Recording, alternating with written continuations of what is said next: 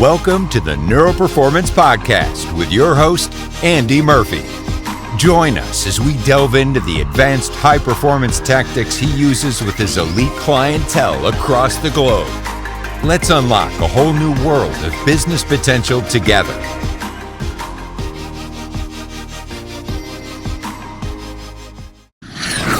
Neuro Performance, here we are, and you've had my pretty fantastic intro. So you know I'm excited about today's guest. She's pretty special, does something very unique, and we're going to deep dive into the world of Jen K. Zimmons. How are you? Good morning. How are you doing, Andy? I'm doing really good. Great to see you. It's the morning still, right? I'm going to be, this time next week, I'll be in the UK visiting family. So time changes, but you're still in New York, right? I am. I'm in New York today. This is actually a really interesting week. I've got work today, and then I'm actually starting to pull up the drawbridge and go away for a technology detox to the beach. So it will be the first time since before COVID that I've actually made a separation between work and life. So it will be interesting. That's awesome. How long have you been in New York for? So I've been in New York for about 20 years. I know I'm dating myself, but I've had the full New York experience, I guess, since I've moved up here in the early 2000s. 20 years, where from originally? Originally from a neighborhood right outside of Washington, D.C. called Potomac, Maryland. And it is not your typical D.C. government bureaucratic type of city. It's more green grass, trees, very country-esque. So it's a little bit of a, it's on the opposite side of the spectrum from New York. Yeah, just a little, right? So let's rewind. I'm going to ask you about that, right? So why New York? What pulled you to New York? Because that was a big shift. That was a big jump for you. Yeah. So what was that first? What was the decision? What was that? What was the first day like getting in New York? So I'll tell you a little bit of what happened. I was doing school. I had gone to study interior design in Virginia. I then found a PhD program in Texas. And at the time, I was infatuated with Beverly Hills. I loved California. I loved the lifestyle. I loved the glamour of it. So I actually had my desk in my dorm while I was doing my PhD face west, because I knew that at least that made me somewhat halfway towards Beverly Hills. I came back and did an MBA at American University, and I had a girlfriend who lived up in New York, and just for some reason, she invited me to visit, and I really, really fell in love with the city. And I think, just to take a step back, when I was doing my MBA, I did it at American University, which sounds very American, but in fact, it's quite diverse. So it really opened up my eyes to travel, different countries, different cultures, exploring the world. So I remember it was on a break between semesters. My mom and I actually made a trip up to New York just to see what it was all about. And I loved it. I loved the energy. I loved the fashion. I loved that people were on the move, and just that it was kind of a city where anyone could do anything and nobody was judging. So when I got my first job in Washington, D.C., there was an opportunity. I knew I wanted to get to New York, and I accepted a position that said, you know what, we will move you to New York. Start working here, get the basics down, and go to New York. So I said, great. So they said, here's a phone and a computer. We're moving you up to New York. Go figure it out. And actually, it was the full New York experience the first year, and I really wouldn't trade it. No, New York's an intense place. It's an intense place, right? It doesn't, you've got to be on point there. So 20 years. What do you think's changed over that time in the city? What do you think? Because the city's definitely changed, right? It has changed. So when I first moved up to the city, I love to say it, I lived the life of a princess. I would work during the day, come home, and I would change into a ball gown or a cocktail dress. I wasn't going out unless it was a black tie event every single night. It really, really was a true New York experience. If you think back into like the classic New York style. Then in about 2007, 2008, we had the financial crisis. Things sort of shifted. So you could kind of notice there was maybe instead of black tie and galas every night, it switched to more dinners, parties, receptions. And then when COVID came across, the city really, really totally did a transformation. So now it's more relaxed. It's more, how you describe it. I think that people who are out and about are out there because they truly intensely want to be out and about. They don't have, they're not forced to come into the city. So in a sense, the composition of the city has changed. Yeah, it changed a lot, right? It changed a lot. So, but that suits you. That suits you because you've had lots of different transitions in your career, and the pace of the city definitely suits you. If you don't, you'll get to know Jen, but Jen moves fast. She definitely moves fast. So, what's your title, Jen? Have you got a specific title for yourself? Because I've tried to play with so many different things for myself, but you must have a title. Well, I do. I mean, in a professional sense, I'm the president of Zimmons International Communications. So I'm a business owner and a sole proprietor. I'm also a board advisor. I'm on the board of a veteran-owned family office that looks at emerging and frontier markets. So you could say that I'm an advisor. I'm also, I guess, a business friend. I'm a colleague. So you could define me that way. I'm also somebody who's, I guess, dependable. So I guess in terms of like my title, I would say kind of my professional titles, but then also titles that other people give me. You know, I'm the lady who's available to help. I'm the lady who's, got some interesting insights. I'm the lady who kind of always has something fun and adventurous going on. You definitely do. You definitely do. And it's interesting watching you on LinkedIn more and more, especially the last year. Oh, yeah. I don't know how you do it, but you're connected and networking. And that's the thing I really want to delve in with you, because what's always we met at the Harvard Club in New York for an event, family office event. And that was just one thing that you do, because you have kind of a special type of network.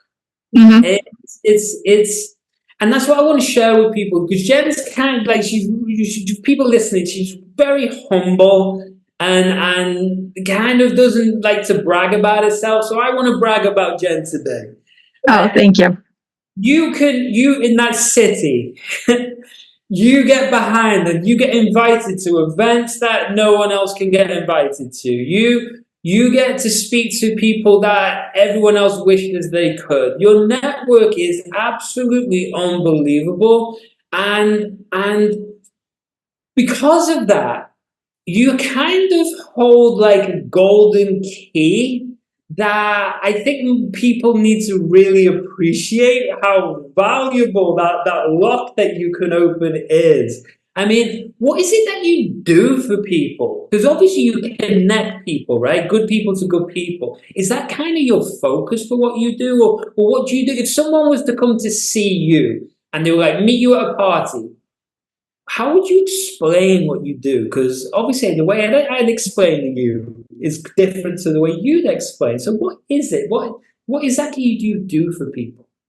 Well, I guess there's two parts to answer your question. So what I do professionally is I own and operate an investor relations firm. So what that means is I work with clients, which are typically the portfolio companies of family offices, private equity firms, or venture-backed associations. And I help broaden the portfolio company's exposure to a larger group of investors, media, financial people.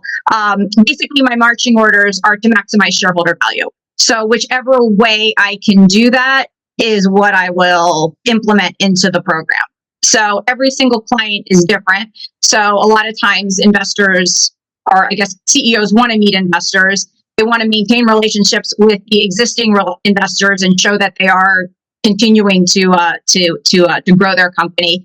And then they also want to be in, they want to get in front of people and get face time with people who will appreciate what the business is doing and, potentially acquire it, partner it, or do some type of business relationship with it going forward.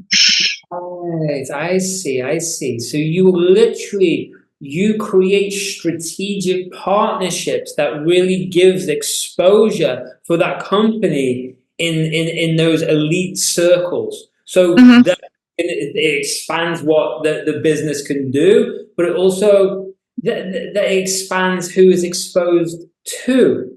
That's that must to get those relationships, Jen. Is that been a 20-year journey? Because they You don't just know, by accident, you know? well, there's a couple pieces to it. So I think the thing is, I have a PhD in design, which you would think, oh, Jen, you're in finance. What does that have to do? But from my perspective, it really did help me to understand the value of aesthetics, the value of presentation, the value of how you are being perceived. And I'm really, really, I guess, kind of very mindful when I work with clients to make sure that everything that they do kind of is up to a certain level. I even did my MBA master's thesis on the Ritz-Carlton and their total quality management. So I've got a high bar that I want my clients to, to kind of present to the investment community, because the investment community is my prize. They're contacts that are golden. So I guess in terms of the relationships I have, I always want to have a good product, a good client that I'm showing. And then you asked about, how do I get that way? How do I develop these relationships? So there's a couple answers. One, when I moved up to the city, I literally was given a phone and a computer fresh out of school, maybe working a couple of months down in Washington, D.C. When you do that, you don't have a choice. You have to go into a room and you have to meet everybody because your livelihood depends on it. I was on a commission only job, salary, or kind of compensation. So I knew that the only reason why I'm going to stay in New York is if I make it happen. And I think that work ethic, that drive, or actually was kind of propelled with an underlying of fear. Like, I don't want to get kicked out of my apartment. I don't want to be out on the street. I don't want to move back. That drive really pushed me to, take advantage of every situation that I was in. When I was at a party, I would meet every single person. When I was at an event, I remember taking a stack of cards, probably about this thick or even bigger. And I said, I'm not going to leave until I exchange card for card with each person. And I write everybody a follow-up note the next day. So I treat it more like a workout regime. I'm like, if I do 3 to 5 different events or conversations with people, I'm staying in shape. I'm keeping, I'm keeping my Rolodex fresh. I love that. I love that. Yeah. And another thing I think that's helpful, you and I have talked about it. In 2024, I realized that I was sort of getting weighed down with things that maybe weren't necessarily serving me, getting caught in a lot of details and a lot of stuff, taking on responsibilities because I'm a nice person that maybe I shouldn't have. And I said, in 2024, I'm going to do a fresh start. And I have 2 North Stars now. It has to generate revenue or it has to bring me joy. And I know that sounds harsh and it sounds like all I am is business and no fun, but there is joy and there is revenue. So I said, with my events that I go to events that bring you joy or strategically are going to drive your business. Yeah. And I think that I said, if I'm going to be making this transition into joy and revenue, memorialize it, have fun with it, celebrate it, like make these little bricks in the, in the mountain that you're building for your business. So that's why I think I've made a conscious point to memorialize it on LinkedIn. Also, I am pretty proper. I love thank you notes. I love giving homage and paying tribute to people who have helped invite me to events, accompany to events, spent time with me at events. So I think that in a way, my LinkedIn posts are a way to kind of celebrate that and give thanks to everybody who was part of the experience. And I think that that's what's made a lot of people take notice over the past 6 months or so. Yeah, but I love that. I love that. And in so many ways. Let's unpack that for a moment, Jen, right? So the end of last year, because we were speaking, you made such a conscious decision to step into a new frame, a new chapter of your life and business. And like you say, that might sound like all about business, but like we know, like everyone watching this as entrepreneurs, it's your business becomes a direct reflection of how you're perceiving yourself inside, right? And Mhm. you, because you're a nice person and you hustle, right? People can take advantage of that, right? But what I love about that, joy and income. And it's so fascinating that in the culture that we are in today, I don't know if those two things most people connect together, because it's all about the hustle, and you've got to earn $1 million a year or $1 million a month, or you're not successful. It's all about grinding and grinding and grinding. But the truth behind the scenes, because we know so many of these people, the truly, truly wealthy people, most of them aren't really grinding and grinding and grinding. They're making strategic moves and Mhm. strategic decisions. They're valuing their own time, effort, and energy. And that's what you did. So, joy. Why can't you bring joy into what you're doing? Because the thing about business is that we spend so much time doing it. So why shouldn't we enjoy every single day, right? We should. We should. Because I love that. So when you looked inside and made that decision, Jen, what was that moment where you knew enough was enough? I have to do something different. I have to change this. I have to live the life more on my terms, not what other people expect. Was there a moment? Was there a day? Was what happened? Because that's a big shift. Yeah, it was a big shift. I think you and I had met in October, and actually we were at the Harvard Club, and it was the reception, and we started talking, and you're like, Jen, you're talking really fast. You're all over the shop, like you could sense something, and I sort of knew. And I think what happens is that as a sole proprietor, you only have yourself to depend on, and I think that with that in mind, it's a survival element. You never want to say no to something. You always want to go the extra mile. You always want to take the extra appointment or take the extra workload because you feel that maybe that one time that I do that, something's going to pivot and a new piece of business is going to come, or, the gates of heaven are going to open up and it's going to be a flood of new business. And that can happen. I mean, there are times when I remember I broke my foot and I was walking to work one time many years ago, and I sucked it up, put my shoe back on, and I said, I'm going to stay at work today because I have a new business coming, a new piece of business eventually coming in. And I took the appointment, and that opened up the gateway to all the Australia business that I have.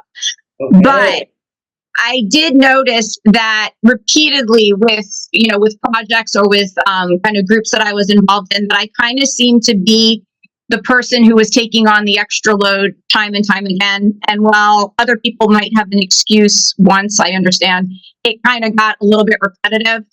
So I think that sometimes when you're so tired and you want to be the good participant in a kind of a group structure, you sort of suck it up.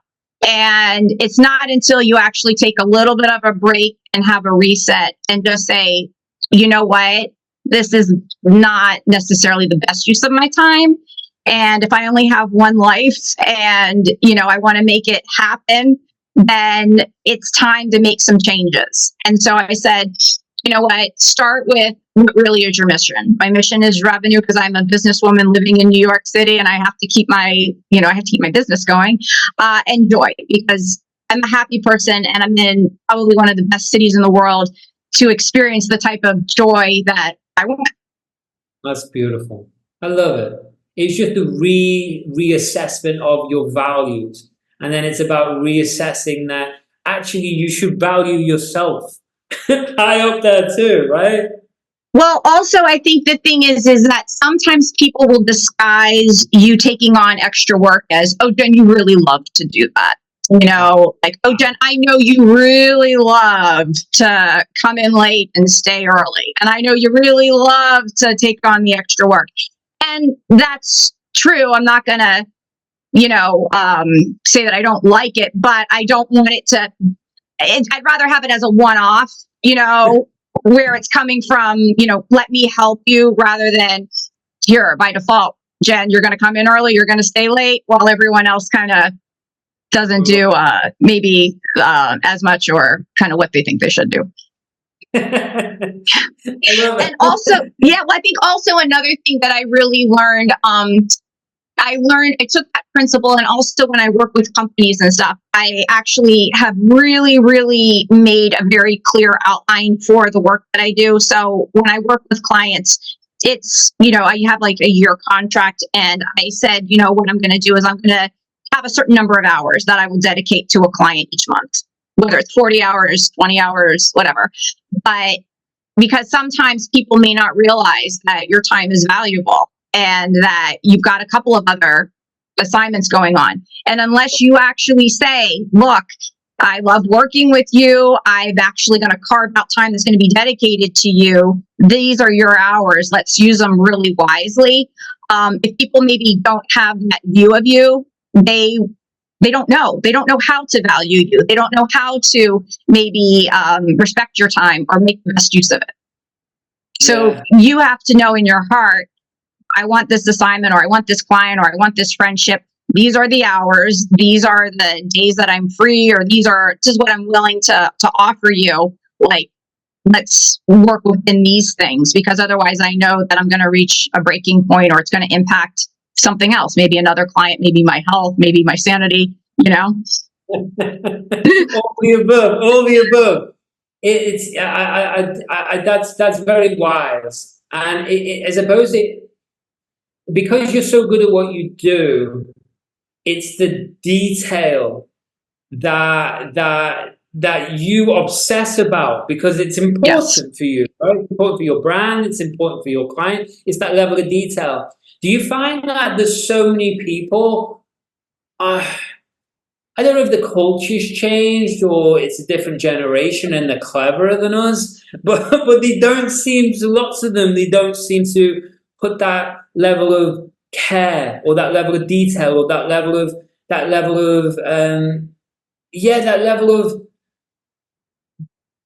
I don't know what the belief in the project, or the desire to make sure that it really is, every box is ticked, right? Do you feel that that's a different culture now, a different generation now? Do you feel that we're the idiots because this is what we do with the detail and we care so much? What do you feel has shifted? Because it has shifted. Yes, it has. Well, I think I sort of got early training on it when I was studying design. I would have to do floor plans. I'd have to write things out. I would have a teacher come in with a pencil or a pen, red pen, and mark every little place where there was a wobbly line or where things weren't in check. So if you ever take any classes in architecture or design, you maybe will know that, there's a ton of little nits and gnats, but once you get it looking perfect, and you look at what you previously had, you'll never go back to a sloppy format. I also think that going back to my Ritz-Carlton MBA, like, I actually really loved learning the details, and I love the art of formality, the art of fine living. And when I have downtime or spend time with friends or even business colleagues, I want to put myself in that type of environment, and I observe how people are treated, how they act, things like that. I think I've got a pretty good memory. So, I was at an event a couple weeks ago, and I remembered somebody's dog's name from 12 years ago. And this person was like, how did you remember? I'm like, well, you told me. We had a conversation about it. And he's like, how did you know? And I'm like, I just remembered because I remembered. You can. Yeah, and I think that, if I am going to be at an appointment, or I'm going to be at a meeting, or if I'm going to be even at an event, I sort of say to myself, I'm going to be present, because I'm only going to have this chance once. If I'm going to be worried about checking my inbox or doing something else. I mean, I have been guilty about it, but I'm going to say, look, you know what? I'm going to make the time and the effort. Somebody's standing in front of me or on the phone with me or on a Zoom call with me. Like, focus on that. And the small little nuances, you'd be surprised how they get, they're endearing when you see somebody. It's something I must focus on more, is the level of details in the rapport building, because you're absolutely right. You're absolutely right. It's easy to say, but it's different to do. It's like what you're saying about the handwritten thank yous, right? It's easy to go to a seminar or have a coach and they say, do this, but they're not doing it. And how many actually, I've done it. I think when I first started the podcast a long time ago, I got a lot of thank you notes and things like that, right? But I don't think I've got many since. And I've never wrote one. Do you know, being honest, like honestly, maybe one or two over 22 years of my career, but that says a lot about you, right? And I think what separates you from a lot, and why I want to have you on the show, because there's so many logical people out there, and you're obviously hyper clever and amazing memory and bubbly and happy, but I feel what often can get missed is the level that you actually care. You know what I mean? Yeah. And that can be a double-edged sword, right? Because I care a lot myself, and it can be a double-edged sword because we can care too much, or we're too invested, or we give too much, right? And some people can take advantage of that, but that's okay. Mm-hmm. We're not going to change who we are. So what that leads me to is a couple of things. I want to know, we'll talk about in a moment. I want to know about how you maintain the machine they call Jen, right, on a daily basis in New York. But I also want to know, who is your ideal client, Jen? Like, if you were to like pick the one or two people that you know you could create the most impact with, give the best results they ever could get, that other people would say they could get, but they cannot get, but you know, you can get because of your network, your level of detail, your hustle, right? Who are they? Who are those people? Okay, let's start with the client, and then I'll tell you about my day. So my ideal client would be a company that would be something that resonated with me. Maybe a women's health company, maybe a fashion company, luxury, fine living. You know, I'm open to anything kind of in my, what's naturally going to gravitate to me. I had a jewelry client one time. That was really fun to go to the trade shows and stuff. I would like to have a client that is on point, you know, understands the value I bring and respects that and is willing to pay for the premium that my fees are. So I think that there has to be kind of an appreciation, and maybe an appreciation, but something that the company itself or the CEO maybe doesn't have the time or energy to do on their own. So for example, I love being organized. Organization is my middle name. I love it. I thrive off of it. So to an extent, I remember I had a conversation last week with a woman CEO, and I showed her what a typical program would be like. And I kind of had a big Excel list that maybe was 100 lines long, but I had things about the website, things, press releases, industry conferences, people you need to meet, analysts that would be interested in hearing about the opportunity. And I said, this list is the catch-all. This is the roadmap for success. So I will make a custom one for you, you know, once we start to work together. And I think that it makes the client feel like, okay, I understand what road we're on. It makes me understand, listen, this is the road we're on, and we're going to be accountable for checking all these boxes. So the ideal client would be somebody who appreciated that, thrived off of it, and also was grateful. I mean, I've had clients that really, really have said, Jen, you know, thank you so much. I know you go above and beyond. And then I've had some people that, you know, I've met and maybe they weren't as maybe as insightful on all the stuff that I was delivering or how hard it was to get certain meetings. So you need somebody who realizes that this is a project that I'm working on, and I'm happy to do it. It takes a lot of time. You asked about what a typical day was for me. I love organizing. I love organizing. So for me, I love to get ahead of the curve. I love to straddle the line between active and overwhelmed. I will not go past when I start feeling like I'm getting on that fine line and moving over into busy territory, I know that it's time to pull back. So what I usually do is I start the night ahead of time, and I get a big Sharpie and I get a piece of paper and I write tomorrow's date on it at the top. And I actually love to use a piece of paper that is 8.5 by 11, but do it sideways, because it kind of shifts your thinking from a normal piece of paper, tilt it on the side so I have it landscape. I write the date, and then I put every single client that I'm working on. And then I have 2 columns. Okay. The one column is new business, so that I'm always mindful of like, who can I be meeting? How can I be growing my business? Who else should I be meeting? Who should I be following up with? Who do I need to write a thank you note? Who do I need to check in with? And then the other section is called sideshow.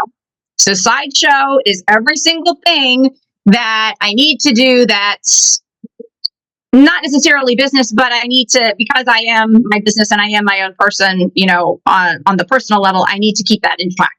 So sideshow would be making an appointment, renewing a subscription for a publication or something, going to the bank, confirming a reservation, packing, preparing to pack for a trip. And I think that having everything on one sheet, a physical sheet for me, is great, because then I can check all the boxes, and at the end of the day, I know what I've accomplished, and I kind of have it all in front of me. That's awesome. Another thing also that I do is very, very rarely do I push meetings or overbook myself.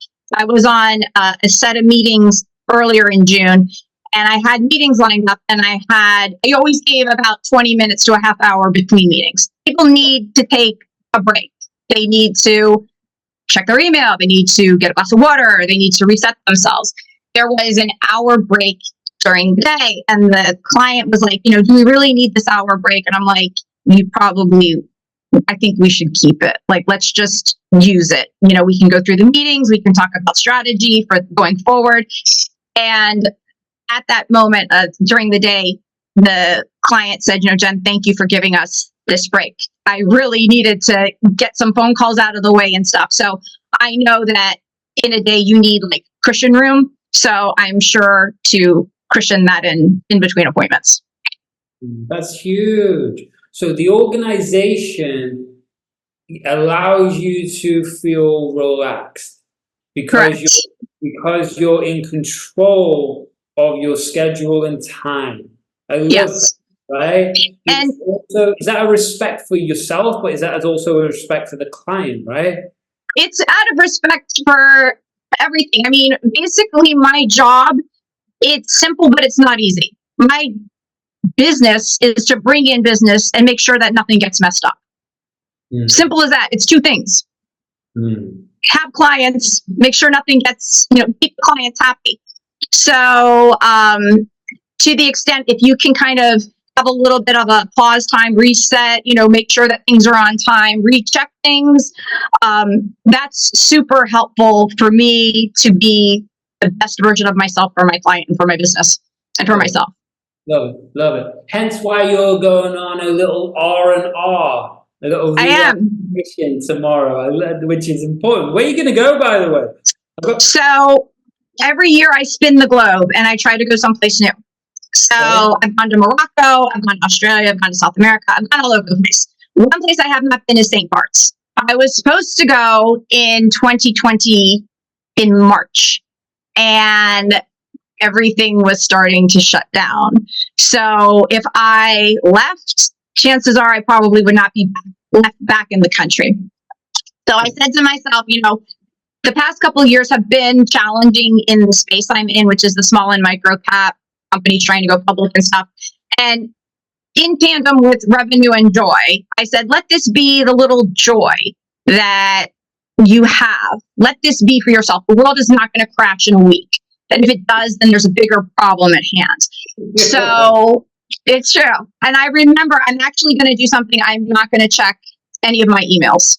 What happened is I got this notion back in 2017. I was going to go to Morocco. And at the time, Royal Air Morocco, which was the only airline going from New York direct to Morocco, said you cannot take a computer inside the main cabin. And I was like, really? They're like, you cannot take it. You have to check it. And I'm like, shoot, you know what? I don't want to take a chance with my computer. And so what I did is I had about 4 or 5 clients at the time, and I told each of them, I'm like, listen, I've planned this trip, and they're not going to let me take the computer in the cabin. So rather than risk it, I just want to let you know, I've got everything set up for you. Everything should be running on track until I come back. Are you okay with me not being available for 10 days? Every single one of them said, yes, go, please. I think maybe they needed a break as much as I did. A break from discipline. Maybe.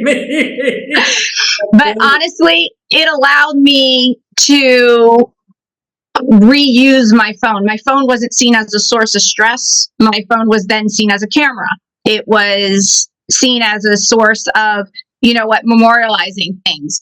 And I really did have a wonderful experience. It's one of the best trips I ever took.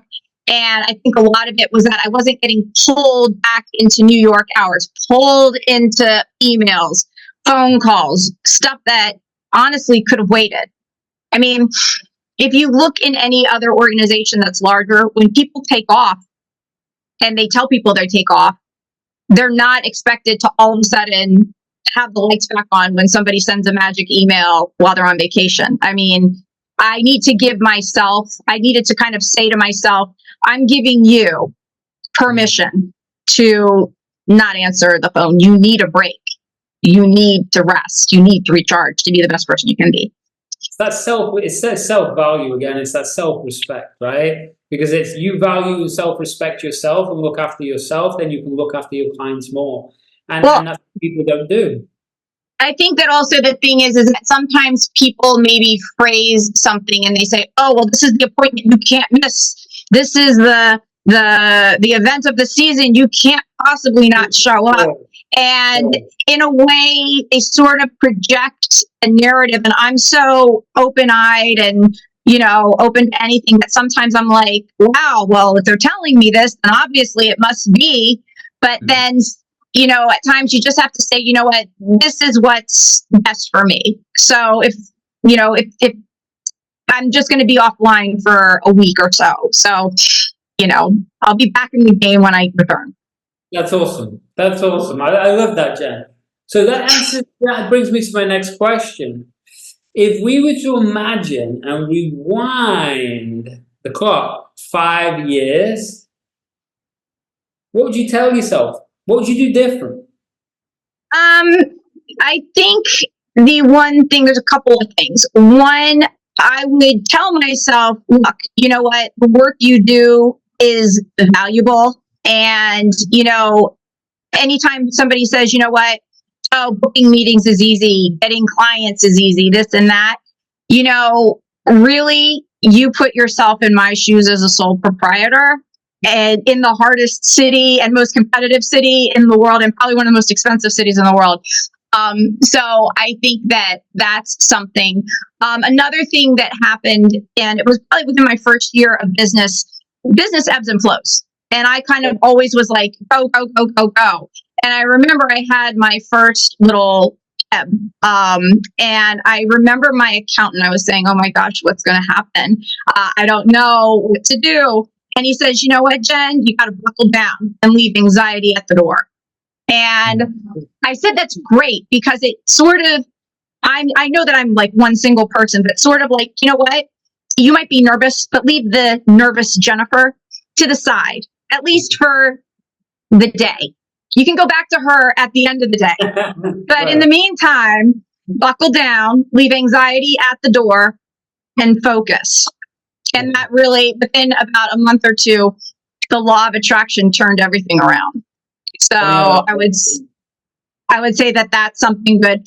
The other thing I would think is helpful is don't be afraid to turn away business. And I know that nobody wants to turn away business. This is the last thing I want to do is turn away revenue, but there are certain clients, there are certain situations where maybe the management or the business itself just doesn't fit your brand. And, if you take that client, your name's going to be tattooed all over the internet, affiliated with that. Sure. It's going to go down in the books that you were part of that situation. So I remember there was a couple pieces of business that came my way, and I said, you know what? I respect what you're doing, this and that, but just it's not a fit for what I do. So I wish you the best. And so I would say, and lo and behold, within I remember this happened around the end of a year, and then by January the following year, the biggest client came to me that wanted the whole laundry list of, the Excel sheet. They wanted the press releases. They wanted everything, and they paid top dollar. Well, funny how that works, isn't it? Right? When you It's take scary. it away, they come after it. It's scary when you have to do that because you're like, shoot, you know what? Is it that bad? Can I do it? Should I do it? But if it's going to leave you thinking, and also I guess the other thing is that I'm pretty much a straight shooter. I'm, a conservative, this and that. And I said, you know what? If I had a child and they said, Jen, did you ever take a piece of business you didn't want to do, this and that? I need to say, you know what? I stood up for what was right. So I kind of think forward. I want to look back and be happy about my track record. I love it. And that's a great question to look back on. So let's look forwards. Let's look forwards 5 years. 5 years, you've had the best 5 years ever. Where are you? What's happened? What are you doing? I know Jen's just living in St. Bar in a resort. You know what I mean? With a billionaire, maybe. That can happen. Well, yeah. Well, I would love to continue traveling. That's a huge thing. I love first class, first rate experiences, travel, new opportunities. So that's one thing. The other thing that I think would be really great is I really do like the family offices I work with. I mean, they're kind people. They're generous. They've got integrity. They've got class, style. They're humble. So keeping in touch with them, whether it's on projects or other work, that would be great. And then I think also, if somebody asked me if I had to come back again and what would I do, I honestly say like fine living, fashion, art, culture. So maybe somehow taking my talents that I've got now and parlaying them into something. Or another thing is, I think that it kind of ties into what I do now. So it kind of goes back to networking. I love to network, but I don't drink. I don't stay out late. I don't go crazy. So I actually take some opportunities where there's a fine living experience. Maybe there's a lecture on Van Cleef & Arpels jewelry. There's a tea party. There's a ballet recital. So I actually use that as my networking. So morphing more into that. That's beautiful. So linking really what you value and what you want to experience connected with the actually business side, linking them together more. I think that's further. And you're right about family offices. Family offices in general, it's very different. They're very different people, right? Than like just a finance game or, the hedge fund game. They're very different. It's very different. I agree with you. I like it because at least with me, it's more civilized. It's funny.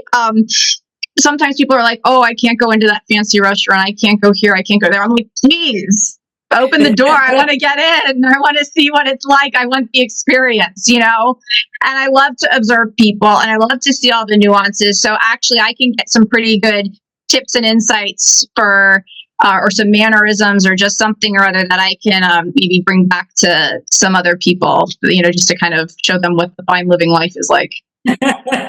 Fine living life. That might be the name of the episode, Jen. Fine living life. I like that. I got one question for you before we wrap up. And I've loved today. It's great. Hopefully everyone listening gets to know a different Jen, right? The real. And I'm going to ask you, I'm going to say 3 different words, okay? I didn't tell you about this one. But you didn't tell me about this one. I didn't tell you about this one.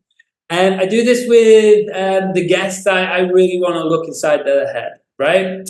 When we're dealing with the unconscious part of our brain, it's automatic. So I just want to say 3 different words that I want to know what thought and what feeling pops up when I say these words. There's no right, there's no wrong. I just want to know what pops up, right? So when I say the word the future, what's the first thought and feeling that pops up into your head? Almost like the sun, a light beam, something more ethereal and something lighter. That's awesome. That's great. That's a unique thing, right? What's the feeling behind it? The feeling, it kind of is like, you're leaving baggage behind. You're leaving weights behind. You're leaving stuff that doesn't serve you, stuff that's not dragging you down, but just stuff that's like you just don't need in your bag anymore, I get that. I love that. That's a great image to have about the future. What about when I say the word business? Business. What's the first thought and feeling that pops up into your head? So business for me is kind of like no nonsense. Everything's zipped up, running on point, on track. It's business. Right. There's an excitement, but it's all very concentrated and directed toward a goal. Gotcha. That's very almost like a pinstripe suit. Like for me, if somebody said business, doing it correct. Proper. Correct. Right. Beautiful. Best practices. Yeah. What's the feeling? Kind of a confidence, a calmness. I don't want to say an assertiveness, but more a solidness, like owning yourself, Nice. I love that. One more. Money. When I say the word money, what's the first thought and feeling that pops up? Joy. You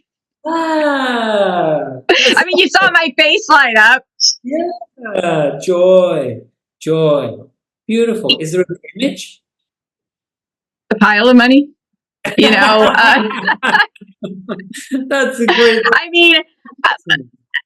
Revenue, money, it can give you peace of mind. So you can focus on things. You can focus. You don't need to get lost in the minutia of weighing, can I afford it? Can't I afford it? Is it worth it? Am I going to offend somebody? What's going to happen? I actually, when I go on my holidays, I actually say, you know what, Jen, spend as much as you want. In a week, if I bankrupt myself, there's a bigger problem, So it's true. I'm only doing this once. I give myself permission once a year to spin the globes, go someplace. I might as well just say, you know what, if you like something, buy it. If you want to do an experience or an excursion or go someplace, do it. And quite honestly, those are the things for the storybooks, so that when you go and you talk to your family offices or you talk to your friends or you talk to your clients, they're like, wow, she's really living life. She's not doing it on the cheap. She's not doing it on the fly. Like, she's doing it because she wants to have the immersive experience.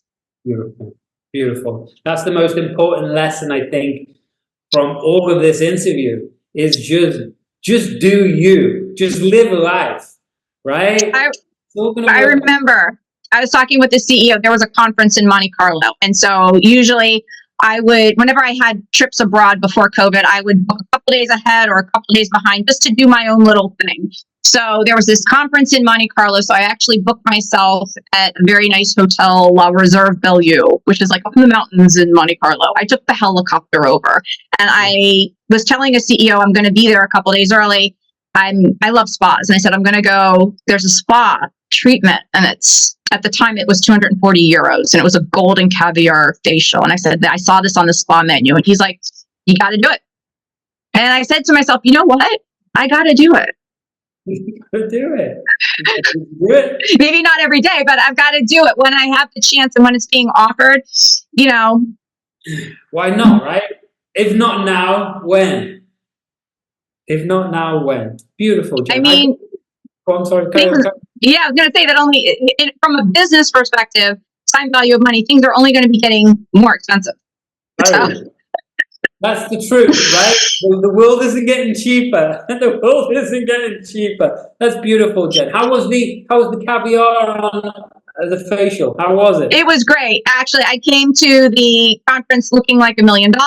You know, like I spent 240 and I looked like $1 million, so it was a good return on my investment. Wow. I like it. I love it. I love it. I love it.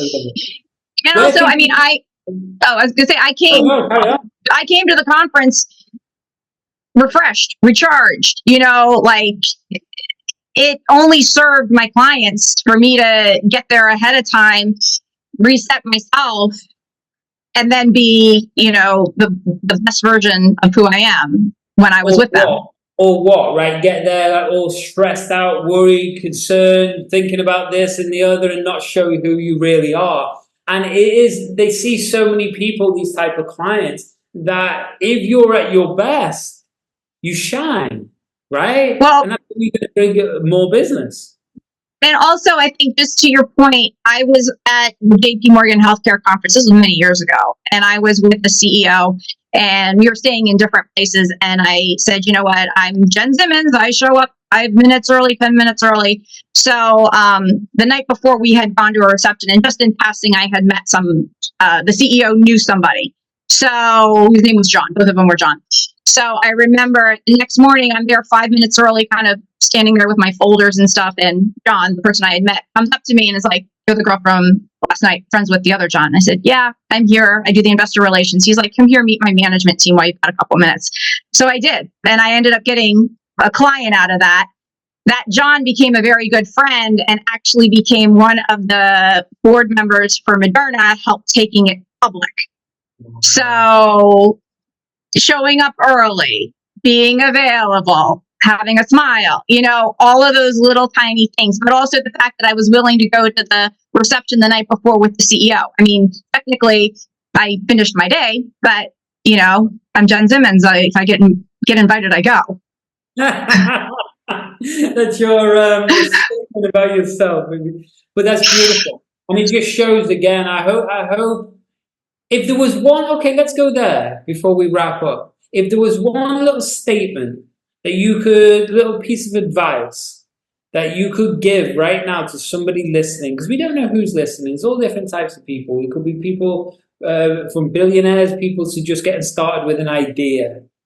What bit of advice would you give to them? I would say, so I'm going to go a little bit astrology or kind of spiritual. Sure. I really do believe in the law of attraction. And I think be yourself, be the best version of yourself, own who you are. Because when you do that, people see the authentic you. They know what they're dealing with. I mean, for me, I don't drink, I don't smoke, I don't stay out late. I'm the girl who's there ahead of time, prepared, on point, happy, with a stack of business cards, willing to meet and say hi to everybody. People know what they're getting. So I think that if I had to give any advice, I would say, let your own personality shine bright, own it. I've got a certain brand, I've got a certain lifestyle, I've got a certain element that I bring to my clients. And I think that I'm not for everybody, but for the people that I am for, it's a good fit and it's a win-win situation. And I think the other thing that is helpful for people to know, especially if you're starting out, it's scary. I mean, honestly, unless you are kind of thrown in and your life depends on it, you know, meeting people can be intimidating and stuff. But quite honestly, it's kind of like jumping into a pool. The water's cold. I just want to put my toes in. I want to take them out. You know, just go and do it. just do it, because I guarantee you that if you put in the energy, you're going to come back with so much more out of it that, I wouldn't be here having my business if I didn't have my network. Yes. Yes. And that means you're always safe. You're always, no matter what happens, you have friends, you have connections, there's always deals can be made. And that's the beautiful thing about the power of a network, right? You're always safe. No matter what. You are. Yeah. Great advice, Jen. Great advice. I love that. I love that. So where can people find you? There's many ways you can reach me. Oh. Okay. First of all, let me give everybody my email. J Zimmons, my last name, Zimmons at ZimmonsIC.com, Zimmons International Communications. You can reach me through my website. LinkedIn, Jennifer K. Zimmons, PhD. You can follow me. You can see what I'm up to. And then just, I guess, if people wanted to reach out to you through the podcast, I'm happy to meet anybody. Quite honestly, I love meeting people. It could be part of my new business regime. There's always something to gain. I love it. I love it. And always something to give, like you were saying before, right? Beautiful. Jen, that was a pleasure. Absolute pleasure. I'm looking forward to getting this out into the world. And thank you so much. Thank you. This was a terrific send off to my trip tomorrow.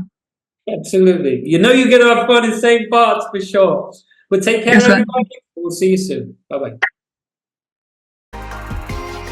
That's all for this episode of the Neuro Performance Podcast. Thanks for tuning in. Remember to stay connected, rate, review, and visit andymurphy.online to take the next step towards unlocking your pure potential. See you next time.